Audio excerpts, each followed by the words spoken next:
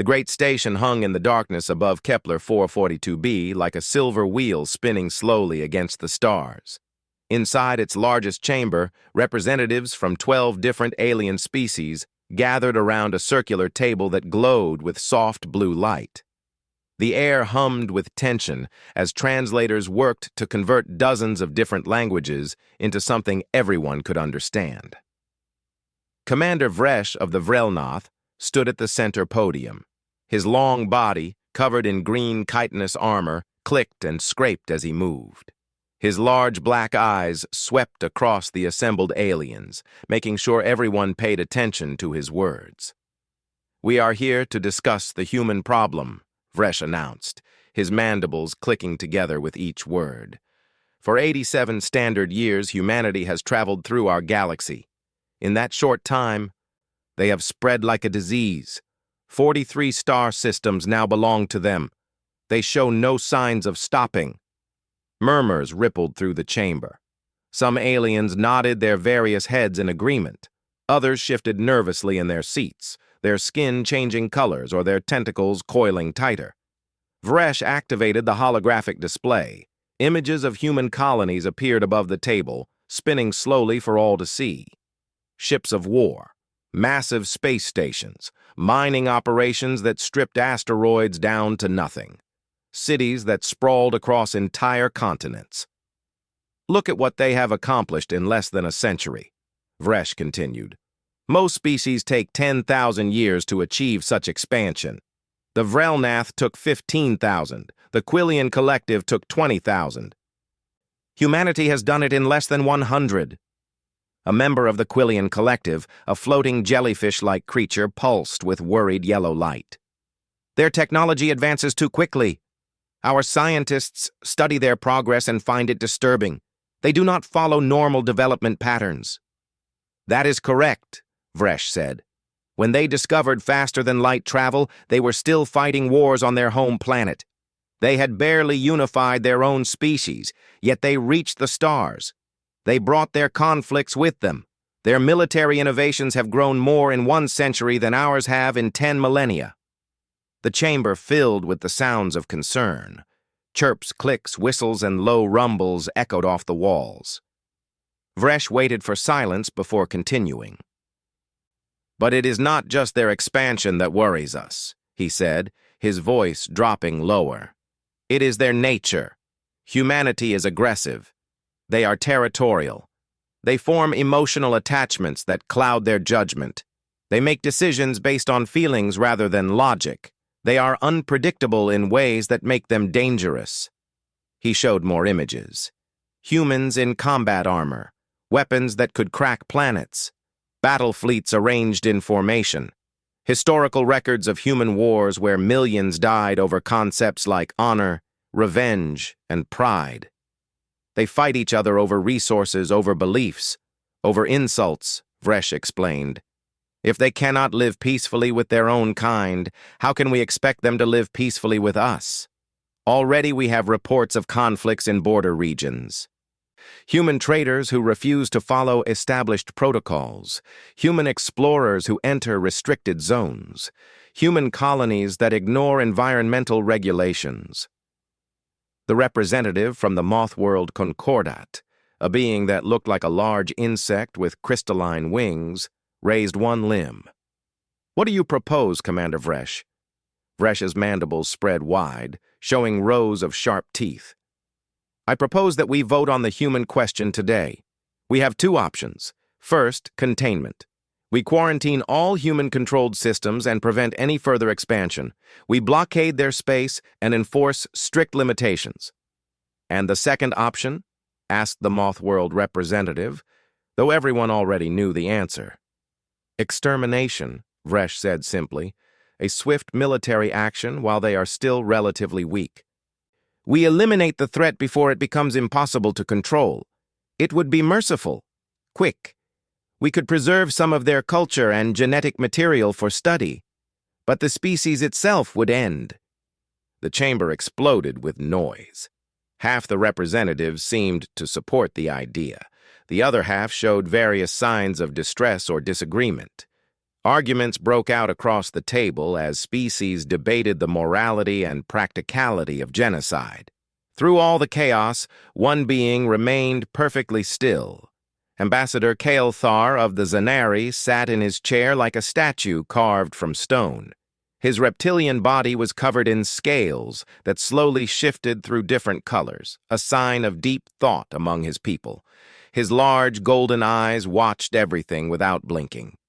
The Zanari were old, ancient, even by galactic standards. They had been exploring space for over 40,000 years. Their civilization had risen and fallen and risen again. Most species treated them with deep respect, almost reverence. When a Zanari spoke, others listened. Finally, Kael'thar rose to his feet. The motion was slow, deliberate. The arguing voices gradually fell silent as aliens noticed him standing. Within moments, the entire chamber had gone quiet. "Commander Vresh," Kael'thar said, his voice like gravel sliding down a mountain. "I must speak against this proposal." Vresh's antennae twitched with surprise. "Ambassador Kael'thar, surely you see the danger humanity represents. Your people have wisdom spanning millennia. You must understand the threat." "I understand better than you know," Kael'thar replied. His scales rippled with colors that meant warning and sadness. "That is why I tell you now, with absolute certainty, that you are making a terrible mistake. If you vote to exterminate humanity, you will doom us all." The chamber filled with confused murmurs. Vresh's mandibles clicked rapidly, a sign of agitation. "Ambassador, please explain. How does eliminating a dangerous species doom us?" Kael'thar's eyes swept across the assembled aliens. "Because my people tried it before. 38,000 years ago, we encountered a species very similar to humanity. We made the same arguments you make now. We voted for extermination. We believed it would be quick and merciful." He paused, letting his words sink in. "The war lasted 300 years. It nearly destroyed us completely, and the species we fought was less advanced than humanity is now. Less adaptable, less creative, less stubborn, and still they almost ended us." Vresh leaned forward. "What happened to this species?" "They are gone," Kael'thar said quietly. "And so is most of my civilization. The Zanari once controlled 10,000 worlds. Now we inhabit 12. That war cost us everything." The chamber had gone completely silent. Every alien stared at Kael'thar with shock or disbelief. "I request a 48-hour recess," Kael'thar said. "Give me 2 days to present my evidence. Let me show you what happens when you try to exterminate a species like humanity.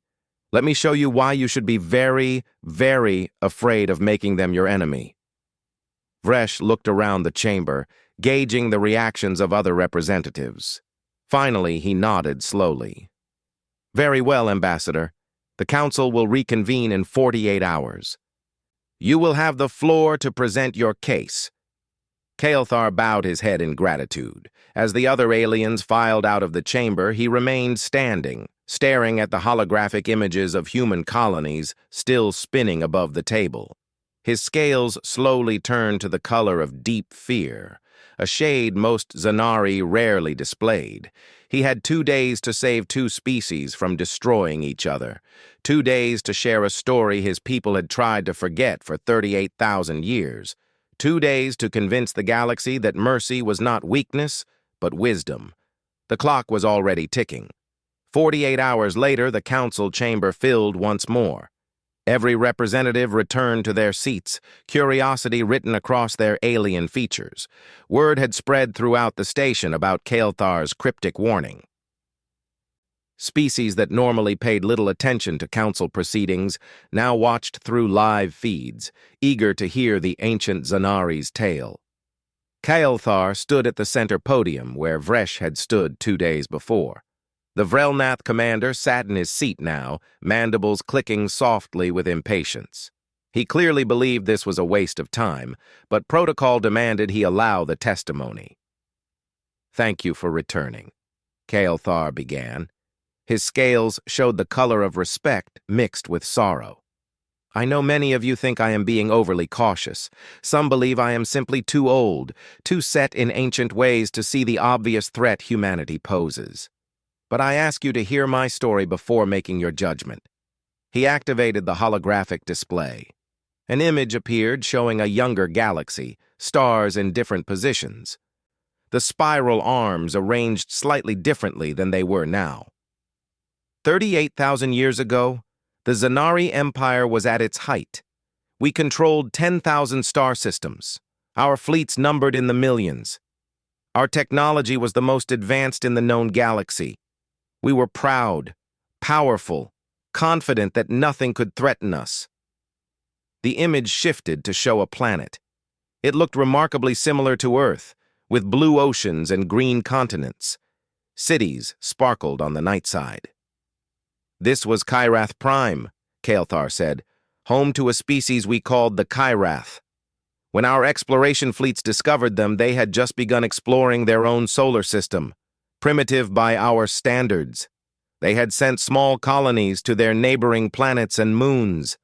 Nothing impressive. The image zoomed in, showing the Kyrath themselves. They were bipedal, like humans. They had 4 limbs and bilateral symmetry. Their faces showed expressions that seemed familiar, almost readable, even to the watching aliens. The Kyrath were creative.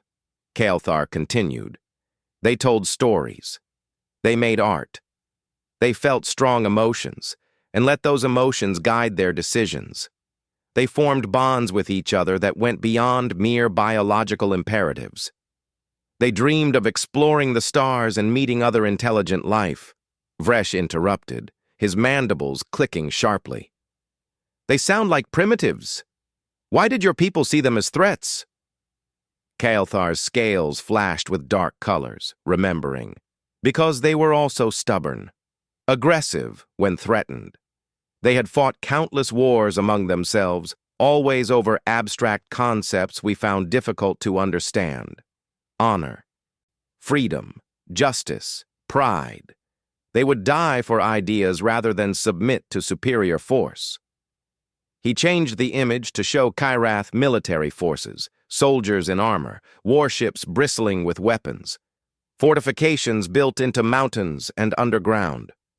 The Zanari High Command studied the Kyrath for 50 years. They analyzed every aspect of Kyrath culture and psychology. Their conclusion was unanimous. The Kyrath were too dangerous to allow into galactic society. Their emotional nature made them unpredictable. Their creativity made them potentially innovative beyond our ability to control. Their stubbornness meant they would never accept their proper place in a Zanari-led galaxy. Kael'thar paused, his golden eyes reflecting the holographic light. So the High Command ordered extermination. A preemptive strike while the Kyrath were still confined to one star system. It was supposed to take 6 months. Clean, efficient, merciful. The image changed to show Zanari warships entering the Kyrath system. Hundreds of them, massive vessels that dwarfed anything the Kyrath had built. The watching council members leaned forward, absorbed in the story. The war began with orbital bombardment, Kael'thar explained, his voice heavy with old grief. We destroyed their space stations first, then their orbital colonies. Then we began targeting their military installations on Kyrath Prime itself. We expected them to surrender within weeks. No rational species would continue fighting when so completely outmatched. His scales turned bitter colors. But the Kyrath did not surrender. Instead, they evacuated their cities. They moved their populations underground and into remote wilderness areas. They studied our attack patterns and learned to predict our bombardments. And then they started fighting back. The hologram showed small Kyrath ships, tiny compared to Zanari vessels, darting in and out of engagement range. They used guerrilla tactics, hit-and-run attacks, anything to inflict damage while avoiding direct confrontation. We destroyed their infrastructure, so they built new infrastructure in hidden locations, Kael'thar said. We bombed their factories, so they created mobile factories that moved constantly. We eliminated their military leadership, so new leaders rose from the ranks immediately. For every Kyrath we killed, 10 more seemed to appear. The Moth World representative spoke up, wings shimmering. But surely your technological advantage was overwhelming. How could primitives resist for long? Kyothar's laugh was bitter and harsh. That was our mistake. We thought technology was everything. We forgot that war is not just about weapons. It is about will. It is about determination. It is about how much you are willing to sacrifice. The hologram shifted forward in time. Now it showed Kyrath using captured Zanari weapons. Kyrath engineers reverse engineering Zanari technology. Kyrath scientists studying Zanari biology to find weaknesses. They learned, Kael'thar said simply. Every ship we lost, they salvaged. Every weapon we used, they studied. Every tactic we employed, they adapted to. Within 5 years, they had reverse-engineered our basic technology. Within 10 years, they had improved upon it. Within 20 years, they were building weapons we had never imagined. Vresh shifted uncomfortably in his seat. How long did the war actually last? 300 years. Kael'thar replied quietly. Shocked murmurs filled the chamber. 300 years. It was incomprehensible. Most wars between spacefaring species lasted decades at most, before one side clearly won. The Kirath never had the numbers to defeat us, Kael'thar continued, but they did not need to win. They only needed to survive, and survive they did. When we destroyed their home planet, rendering it uninhabitable, they built generation ships and scattered across the system. When we hunted those ships, they hid in asteroid fields and the icy outer reaches. When we found their hiding places, they had already moved on. The hologram showed the toll on both sides. Zanari casualties mounting, resources depleting, the proud empire straining under the weight of a war that should have ended in months. Our people grew tired, Kael'thar admitted. 300 years is a long time, even for Zanari. We began to question the war. Why were we spending so much blood and treasure on exterminating one species? Why did we not just leave them alone? His scales turned the darkest shade of sorrow his species could display. But by then, it was too late. The Kirath remembered every world we had burned, every colony we had destroyed, every child who had died in our bombardments.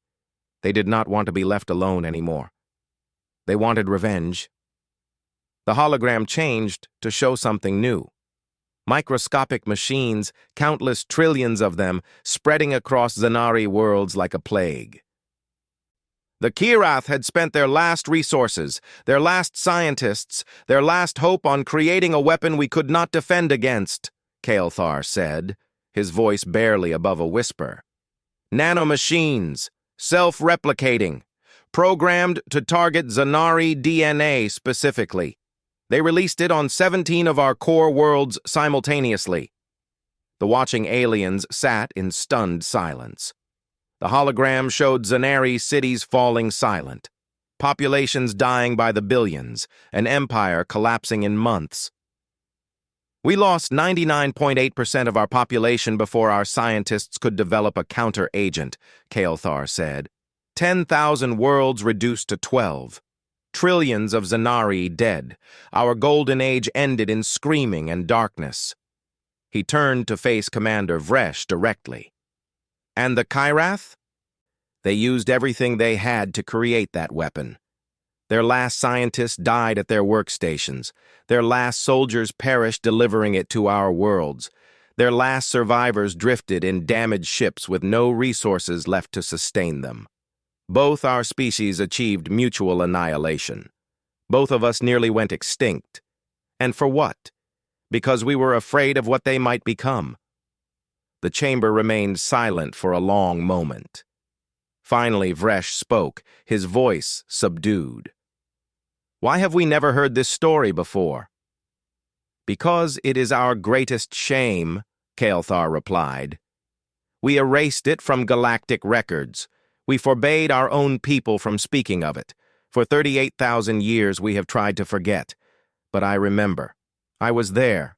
I was a young soldier in the final battles. I saw what stubborn determination can accomplish against overwhelming odds. He looked around at all the assembled aliens. And now you face the same choice we faced. But humanity is more advanced than the Kyrath were. More innovative, more adaptable, more creative. If you vote for extermination, you will not face a 300-year war. You will face something far worse.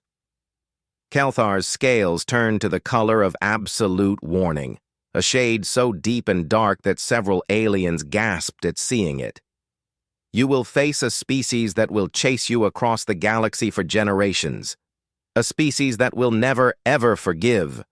A species that will drag you down into extinction beside them if that is what it takes to ensure you do not win. The ancient Zanari closed his eyes. Learn from our mistakes. Please. Before it is too late. The council chamber buzzed with uneasy conversation after Kelthar finished his story about the Kyrath. Some representatives seemed convinced by his warning. Others whispered among themselves, skeptical that humanity could truly be as dangerous as he claimed. Commander Vresh sat rigid in his seat, his mandibles clicking in a pattern that showed he was thinking hard. After a brief recess, the session resumed. Kelthar returned to the podium, but this time he carried a data crystal that glowed with soft amber light. He inserted it into the holographic display system, and new images began to appear. The Kyrath are gone, Kelthar began. We cannot prove what they would have become. But humanity exists now, and I have spent 3 decades studying them. What I have learned terrifies me far more than the Kyrath ever did. The hologram showed Earth, spinning slowly in space, blue oceans, green and brown continents, white clouds swirling in atmospheric patterns. It looked peaceful, beautiful even. This is humanity's homeworld, Kelthar said. They call it Earth. It seems pleasant enough. But this planet created something unique in the galaxy, something we need to understand before we make our decision. He changed the display to show human history. Ancient humans hunting with primitive weapons, building settlements, growing crops, creating civilizations. Most species in this council evolved as apex predators, Kelthar explained. The Vrelnath had no natural enemies on their home world. The Quillian floated in their oceans, too toxic for other creatures to eat. The moth world Concordat built their hives without fear of attack. You all developed at the top of your food chains. The watching aliens nodded or made gestures of agreement. This was basic xenobiology, taught to every species that reached the stars. But not humans, Kelthar continued. His scales shifted to colors of emphasis. Humans evolved as prey. For millions of years, they were hunted by creatures stronger and faster than themselves, giant cats with teeth like knives, pack hunters that could tear them apart, bears that could crush their bones, even tiny parasites that killed them from within. The hologram showed these predators, reconstructed from human fossil records. Several council members shifted uncomfortably at the images. They survived by being clever, Kelthar said. By cooperating with each other in ways their predators could not. By using tools and fire and strategy. And most importantly, by absolutely refusing to give up. Ever. He brought up new images. Humans running across vast plains, humans tracking animals for days without rest, humans enduring extremes of heat and cold that would kill most species. Humans are persistence hunters, Kelthar explained. They do not chase prey by being faster. They chase it until it collapses from exhaustion. A human can run for days. Their bodies regulate temperature through sweat, allowing them to keep moving when other creatures must stop to cool down. They can ignore pain and injury that would incapacitate most of us. They simply do not quit. The Mothworld representative spoke up. but they are physically weak. Our analysis shows human muscles are inferior to most spacefaring species. Their bones break easily. Their skin offers no natural armor. Correct. Kyle agreed. Individually, a human is not impressive, but humans are never truly individual.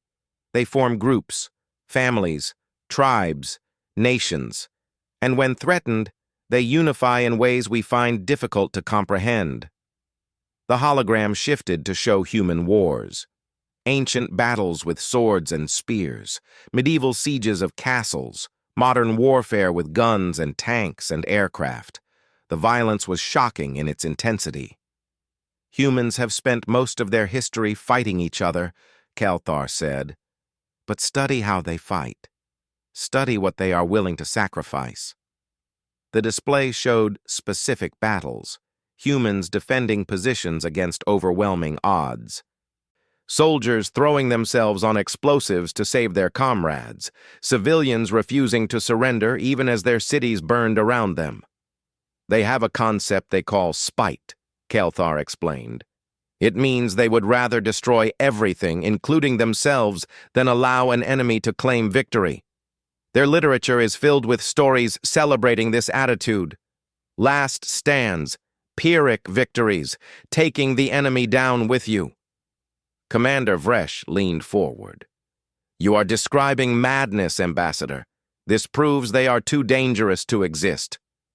Kelthar's scales flashed with frustrated colors. No, Commander. I am describing survivors. Every behavior that seems mad to us makes perfect sense when you understand their evolutionary history. They are not crazy. They are adapted to their circumstances in ways we failed to account for. He changed the display again.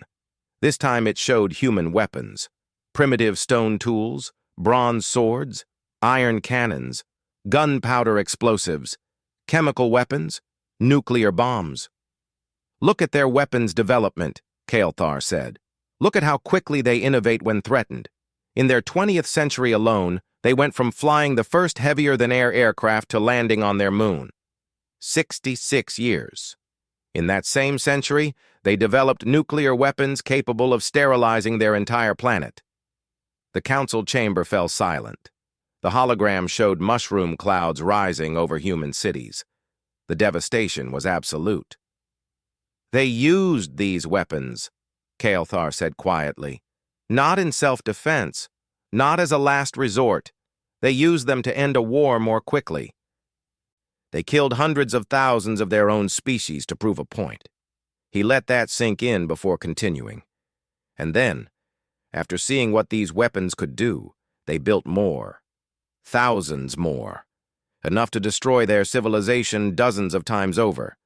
They created what they called mutually assured destruction, a doctrine that said, if anyone attacks us with these weapons, we will launch ours and everyone dies together. The Quillian representative pulsed with confused yellow light. But that is insane. Why would they build weapons that guarantee their own destruction? Because it worked, Kelthar replied. For decades, it prevented larger wars. The threat of mutual annihilation kept their nations from destroying each other. They weaponized spite and made it a tool of peace. That is the human way. They turned their worst instincts into survival strategies. He brought up more recent human history. Space exploration, colony ships, the first contact with alien species, diplomatic exchanges, trade agreements.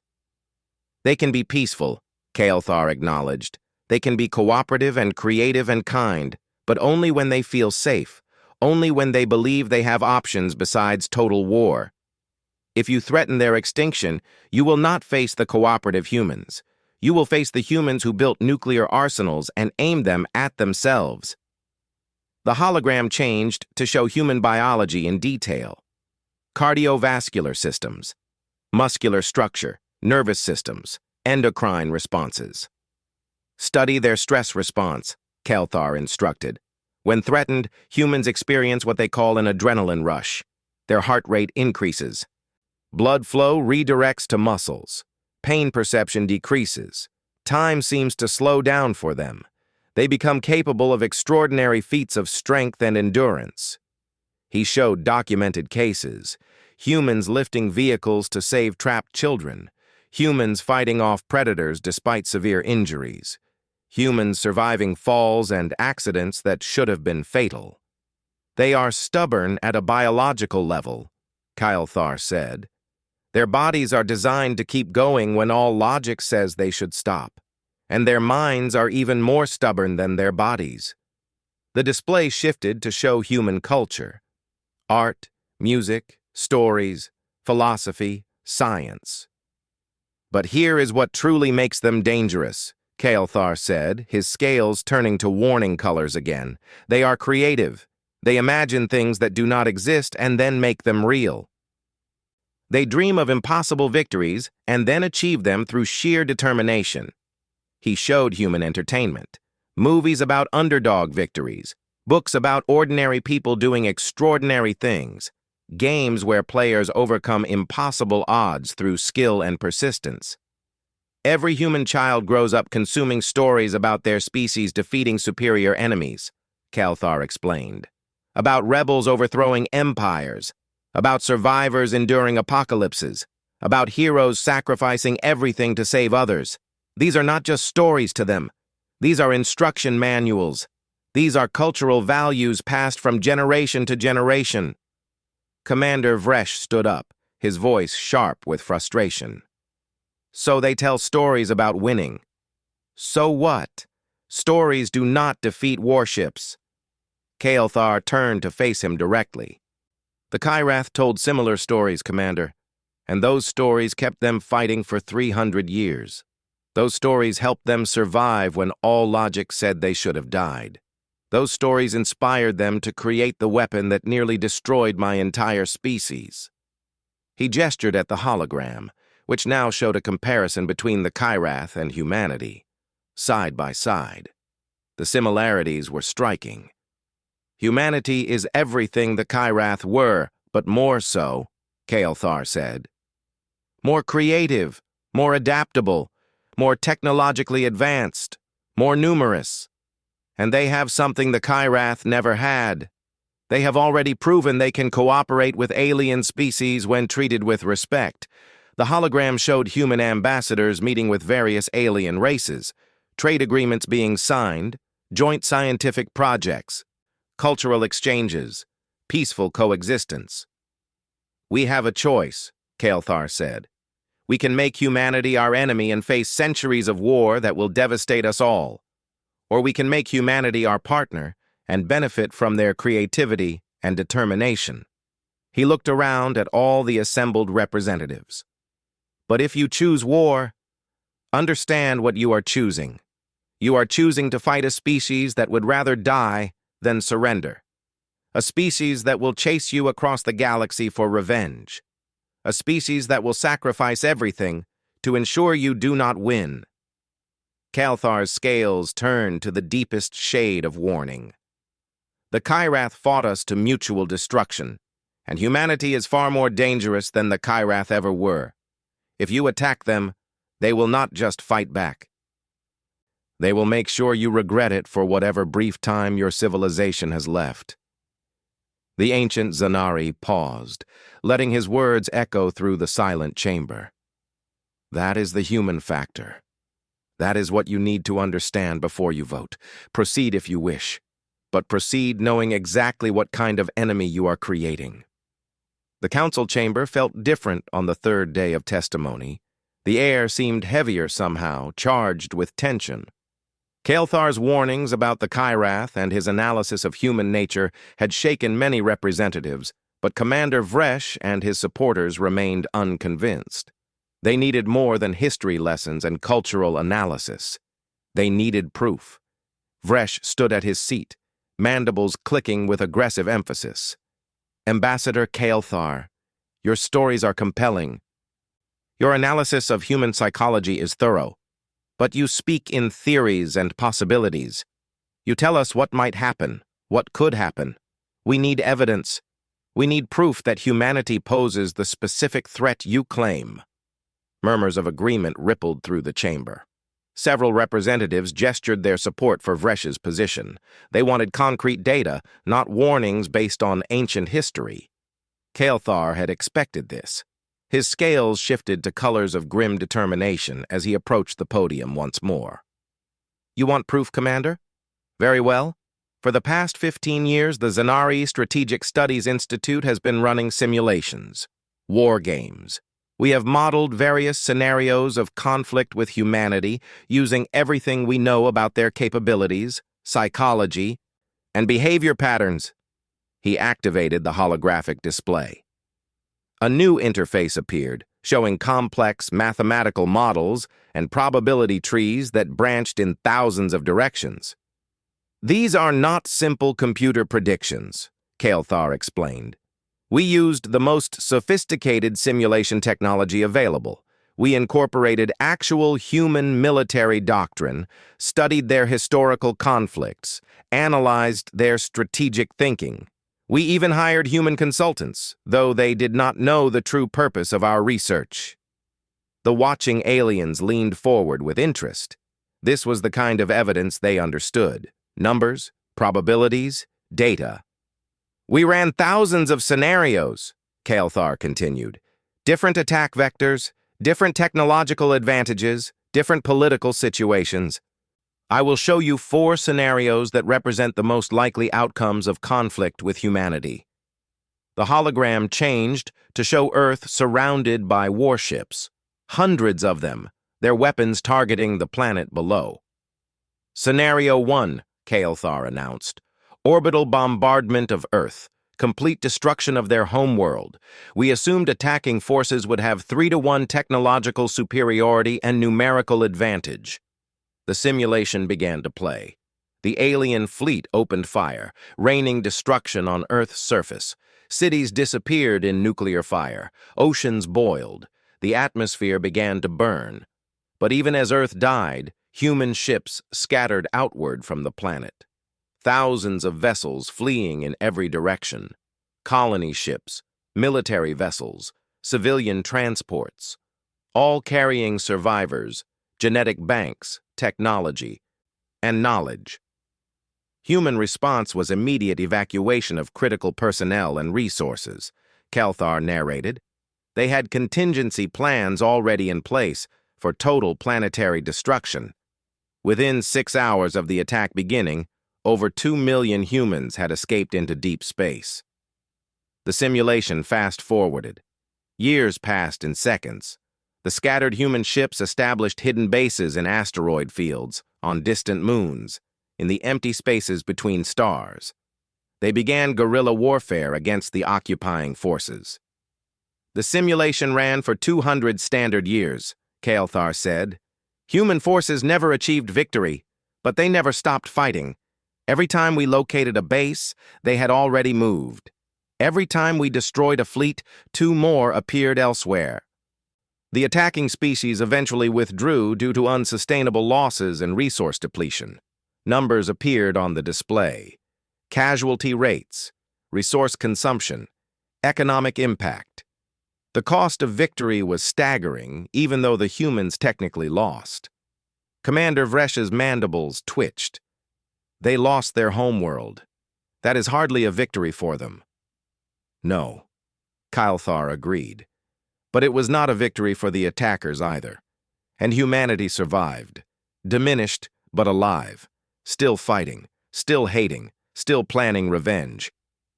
He changed to the next scenario. This one showed microscopic organisms, deadly pathogens spreading across human worlds. "Scenario 2, Kael'thar said. "Biological warfare. A custom-engineered plague designed to target human biology specifically.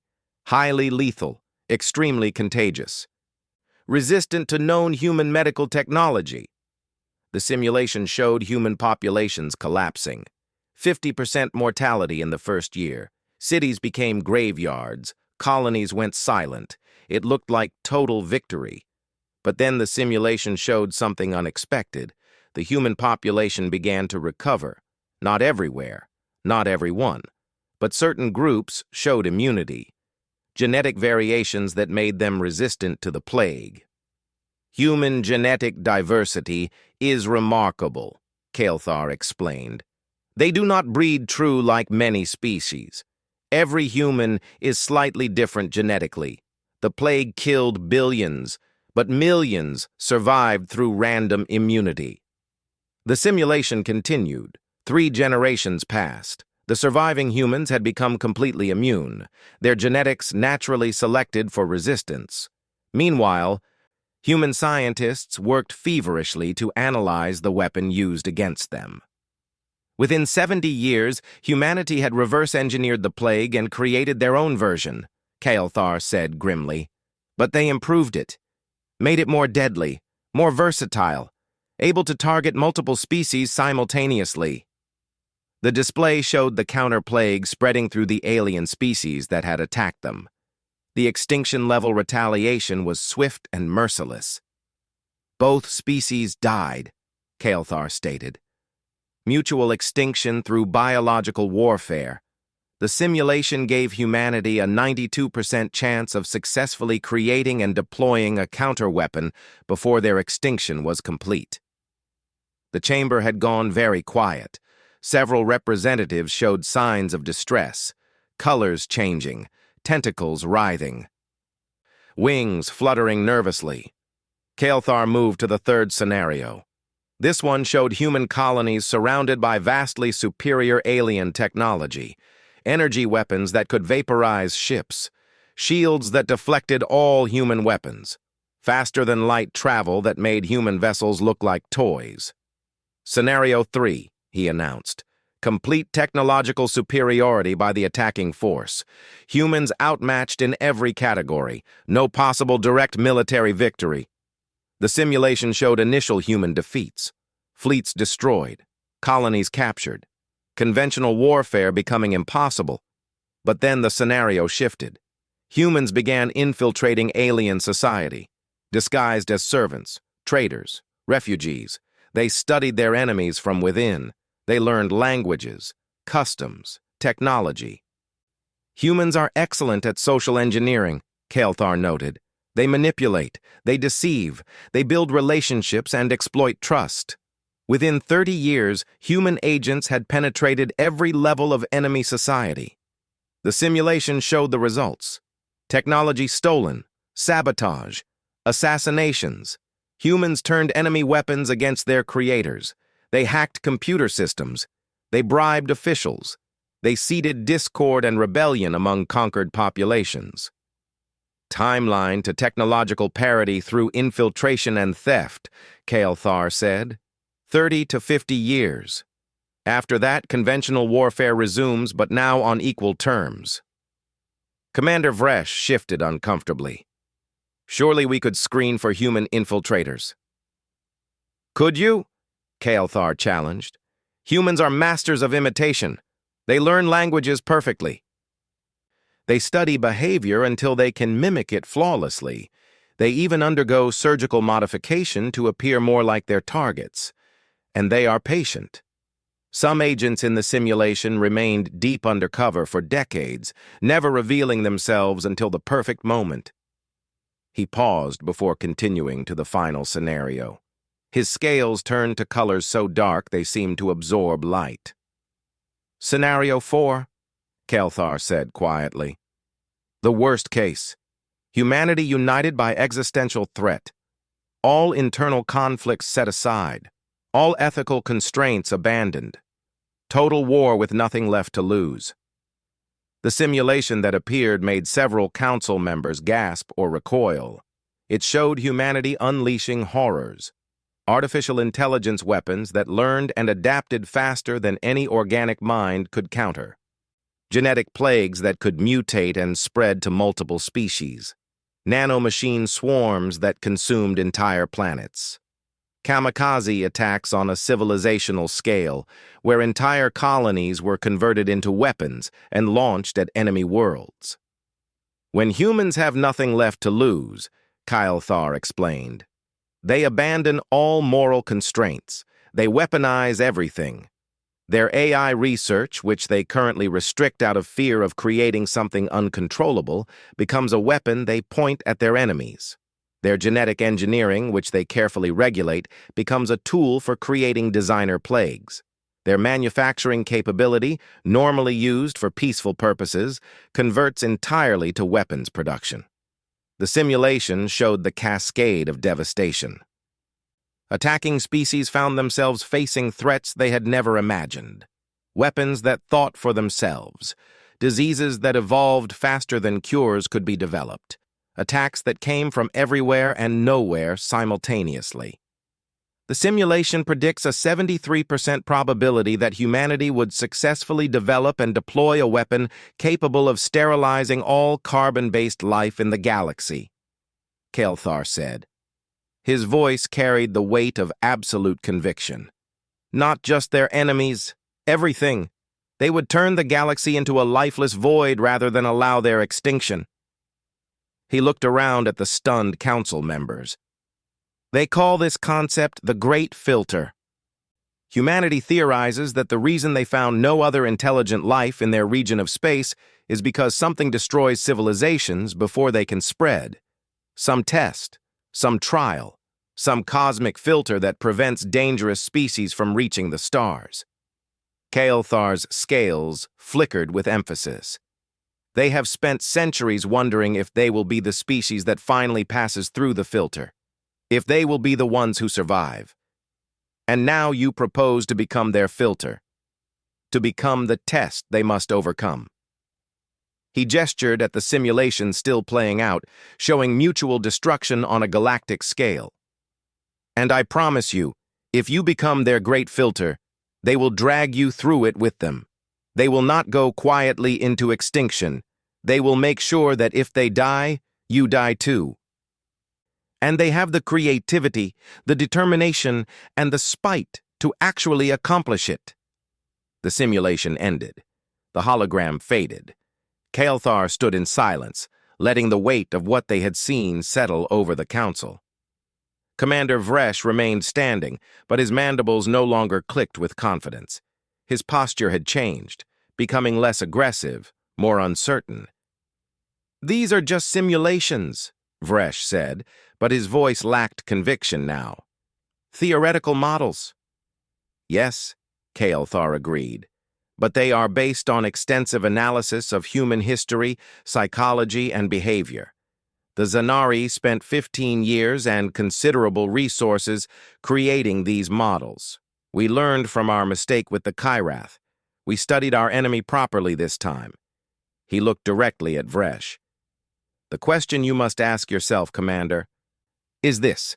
Are you willing to bet your species' survival that our simulations are wrong?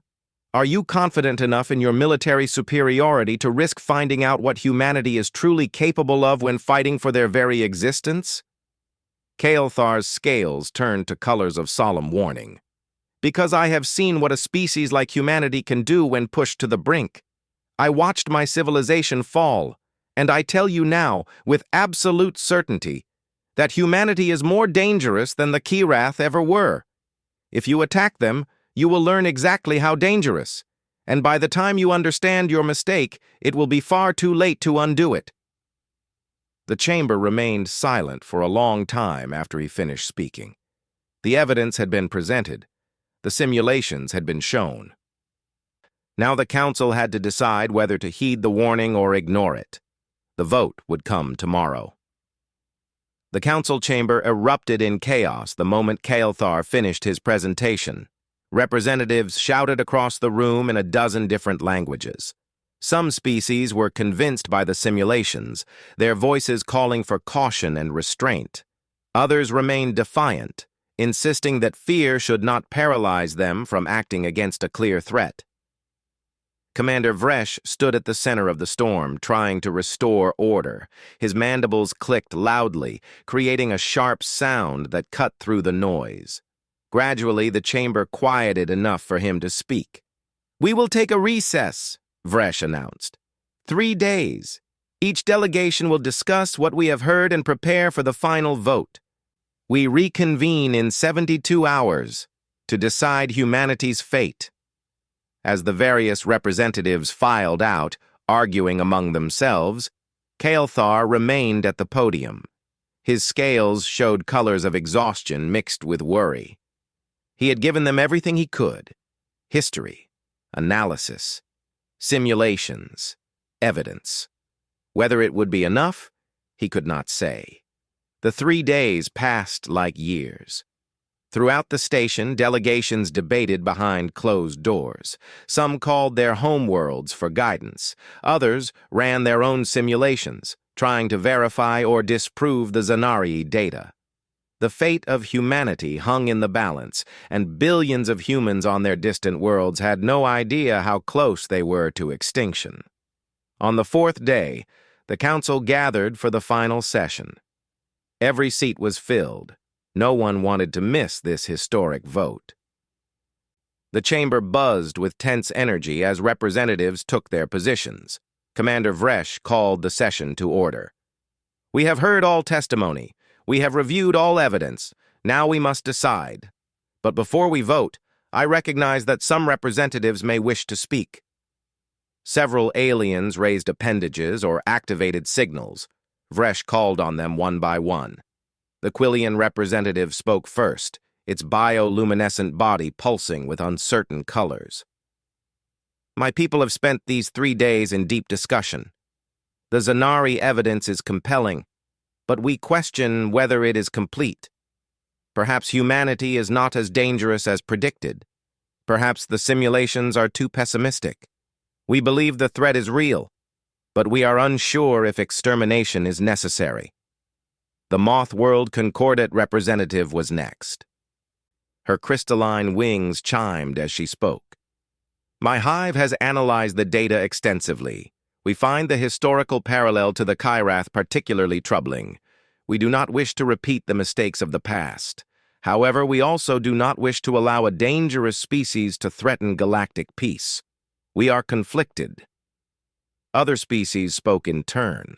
Most echoed similar sentiments. They were worried, uncertain, caught between fear of what humanity might become and fear of starting a war that could destroy them all. Finally, Vresh himself spoke. His voice carried across the chamber with unusual gravity. "I called this council session. I presented the case for dealing with humanity before they become too powerful. I still believe they are dangerous. I still believe they are unpredictable." He paused, his mandibles moving in complex patterns that showed internal conflict. "But I have listened to Ambassador Kael'thar. I have reviewed his evidence carefully, and I must admit that I did not fully understand what we would be starting if we chose extermination." Murmurs rippled through the chamber. Vresh, the strongest advocate for action against humanity, was wavering. "I believed this would be quick," Vresh continued. "Clean, necessary. I thought we would strike decisively and the threat would end. But the Zanari simulations show otherwise. They show decades or centuries of warfare. They show mutual destruction. They show that we might kill humanity, but humanity would cripple or destroy us in return." He looked around at his fellow council members. "Is that a price we are willing to pay? Are we so certain of the threat that we would risk our own civilizations to eliminate it?" Before anyone could answer, Kael'thar rose to his feet. His scales showed colors requesting permission to speak. Vresh gestured for him to approach the podium. "Honored council members," Kael'thar began, "I have spent 3 days showing you the dangers of fighting humanity. I have painted the darkest possible picture. I have tried to make you afraid. And I see that I have succeeded." His scales shifted to different colors, more hopeful now. "But fear alone should not guide us. Fear is what drove the Zanari to attack the Kyrath. Fear is what created that 300-year nightmare. So, let me offer you an alternative. Let me show you a different path." The holographic display activated, showing something new. A document, a treaty. Terms and conditions laid out in clear, simple language that any species could understand. "I propose a treaty," Kael'thar said, "an agreement between the Galactic Confederation and humanity. We offer them full membership in our council. We offer them all the rights and protections that membership provides. We offer them access to our technology, our markets, our knowledge. He highlighted specific sections of the treaty. In exchange, humanity agrees to several conditions. Population controls to prevent overexpansion. Joint oversight of military development to prevent arms races. Mandatory cultural exchange programs to build understanding between species. Territorial limits to their expansion, at least for the next century while they integrate into galactic society. The watching aliens studied the terms carefully. They seemed reasonable, restrictive enough to limit human growth, but not so restrictive as to be insulting or oppressive. This approach serves everyone's interests, Kael'thar argued. Humanity gains the security of Confederation membership and protection from external threats. We gain oversight of their development and the ability to influence their direction. Most importantly, we give them a reason to be part of galactic civilization rather than enemies of it. Commander Vresh leaned forward. And if they refuse these terms, if they rebel against restrictions, what then? Kael'thar's scales turned to colors of cold calculation. Then we would have legal and moral justification for action. If humanity breaks a treaty they voluntarily accepted, the entire galaxy would support intervention. Other species would see us as defenders of law and order, not as genocidal aggressors. And humans themselves, for all their dangerous qualities, have a strong cultural value for honor and keeping agreements. He gestured at the holographic treaty. Give them the respect of negotiation. Give them the dignity of choice. Treat them as potential partners rather than inevitable enemies. Most humans will honor such treatment with loyalty in return. Those who do not can be dealt with individually without condemning the entire species. The Quillian representative pulsed with interested yellow light. But why would humanity accept limitations on their expansion? They have shown aggressive growth patterns. Because they are also rational, Kael'thar replied. They understand power dynamics. They know they are relatively new to galactic society. They know they face potential enemies on all sides. Confederation membership offers them security, trade, and access to technology that would take them centuries to develop alone. Most human leaders would accept that bargain. He looked around at all the assembled species. And if some refuse, if some human factions reject the treaty, then we are no worse off than we are now. We can still choose more aggressive options later if necessary, but at least we will have tried peace first. At least we will know we gave them a chance. Kael'thar's scales showed colors of passionate conviction. Do not let fear make you choose war when peace is still possible. Do not make the same mistake my people made 38,000 years ago. Learn from our tragedy. Be wiser than we were. The chamber fell silent. Every representative seemed lost in thought, weighing options, calculating probabilities, considering futures that branched in two very different directions. Commander Vresh stood slowly. Ambassador Kael'thar has presented an alternative to extermination or containment, a third option, treaty and integration. We must now vote on which path to take. He activated the voting system. 3 options appeared on everyone's displays: extermination, containment, treaty. Cast your votes, Vresh commanded. The process took only minutes, but those minutes felt like hours. Each representative entered their choice privately. The system tallied the results, but would not display them until everyone had voted. Finally, the last vote was recorded. The system chimed, indicating completion. Vresh gestured, and the results appeared on the main holographic display for all to see. Extermination, 4 votes. Containment, 0 votes. Treaty, 8 votes. The treaty had won. By a clear majority, the Council had chosen negotiation over annihilation. Relief washed through the chamber like a wave. Several representatives made gestures of gratitude toward Kael'thar. Others slumped in their seats, tension draining from their bodies. Even those who had voted for extermination seemed somewhat relieved that the burden of genocide would not fall on their consciences. Commander Vresh's mandibles moved in patterns that showed acceptance of defeat. The Council has spoken. We will pursue treaty negotiations with humanity. Ambassador Kelthar, given your expertise and your persuasive arguments here, I propose that you lead the delegation to Earth. Kelthar bowed his head in acknowledgement. I accept the responsibility. Vresh continued. You will approach humanity with our offer. You will negotiate terms. You will do everything possible to bring them into the Confederation peacefully. If you succeed, you will have saved two species from destroying each other.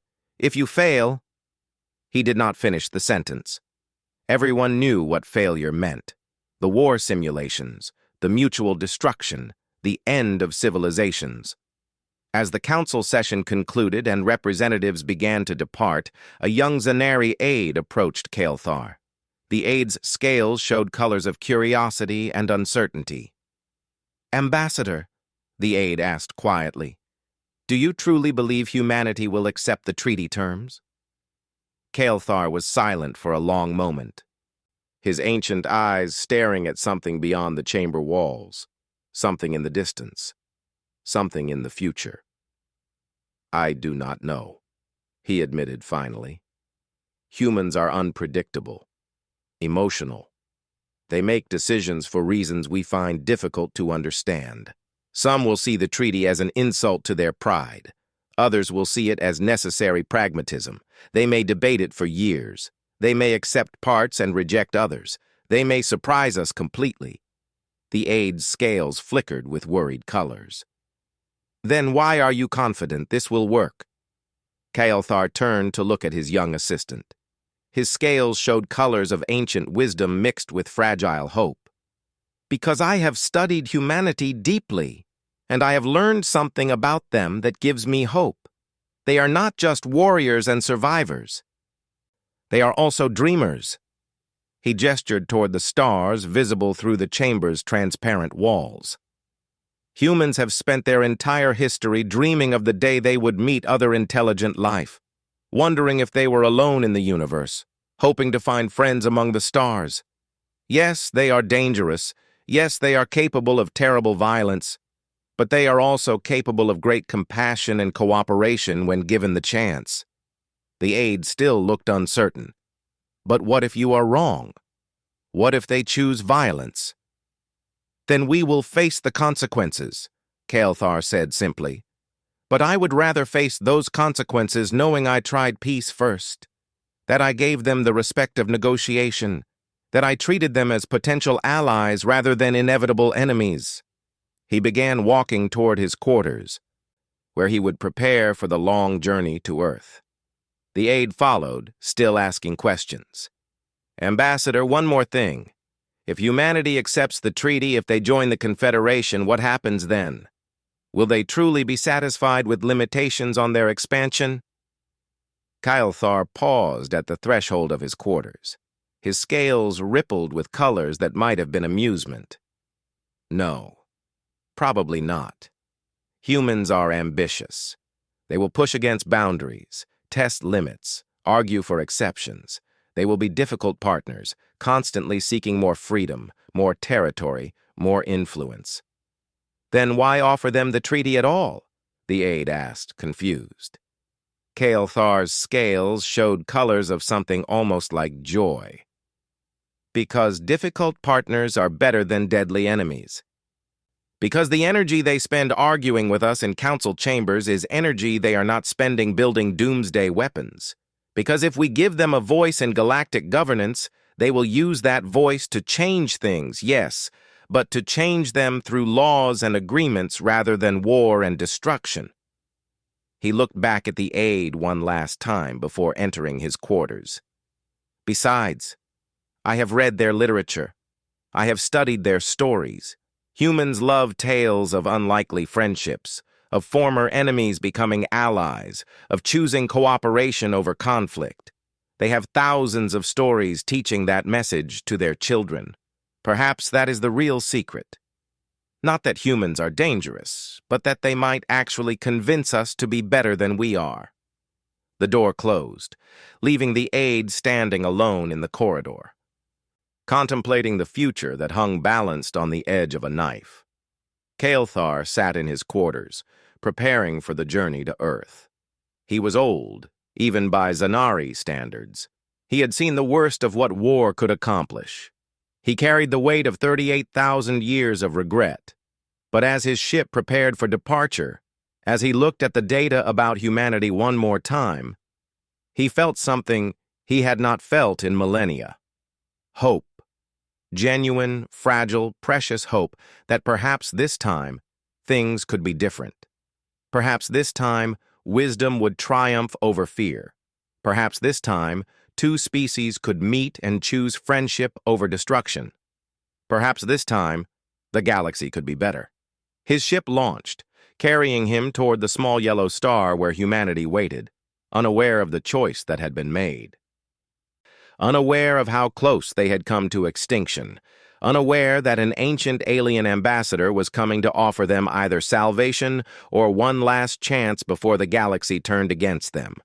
The future was uncertain, the outcome unknowable, but at least now there was a chance, a possibility, a hope. And sometimes hope was enough to change everything.